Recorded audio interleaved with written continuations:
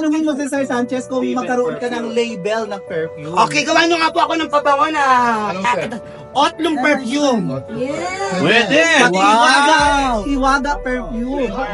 Okay, at ito na nga ba, ang katuparan ng pangarap ng Viva ng Bayan ang magkaroon ng billboard sa EDSA, yung tipo lahat ng basyo magkakabangga.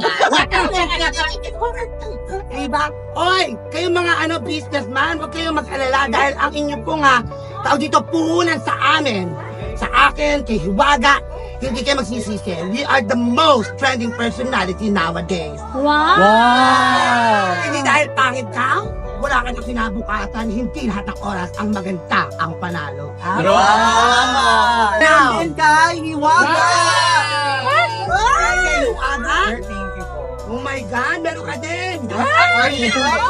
Alam naman ang power lang. Oo. Sir Sanchez, tama ka ng power.